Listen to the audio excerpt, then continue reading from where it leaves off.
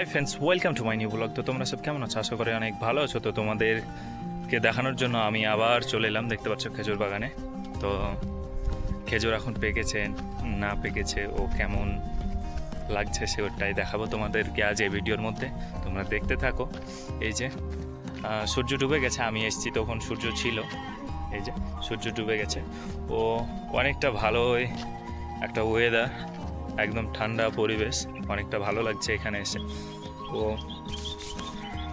তোমরা হয়তো পাখির আওয়াজ শুনতে পেয়েছো, এখানে অনেক পশু পাখিও আছে। তো এগুলো এই আওয়াজটা, এই জায়গাটা অনেকটাই ভালো লাগছে।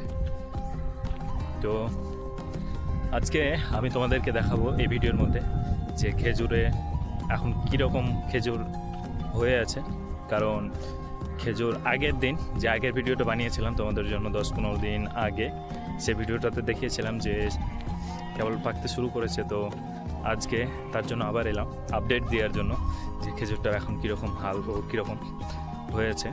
তো চলো দেখে নিই কীরকম।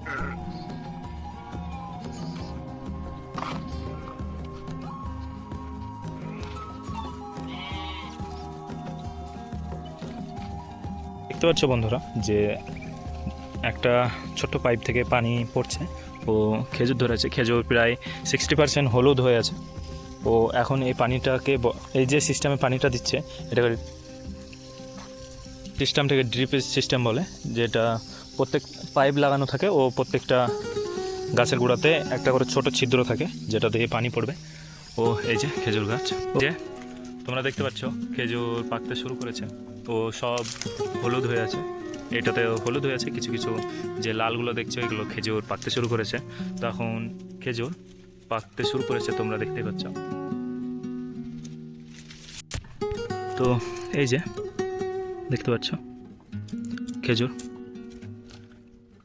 বেশিরভাগই পেকে গেছে, এখানে ও পাকতে শুরু করেছে। ওটা তোমাদেরকে কেমন লেগেছে কমেন্ট করে জানিও। ও আরও অন্যান্য কিছু যদি জানতে হয় কমেন্ট করিও আমাকে। তো ভিডিওটা এত দূর দেখার জন্য অসংখ্য অসংখ্য ধন্যবাদ। আবার দেখাবে নতুন একটি ভিডিও নিয়ে। তো তখন বাই বাই বন্ধুরা।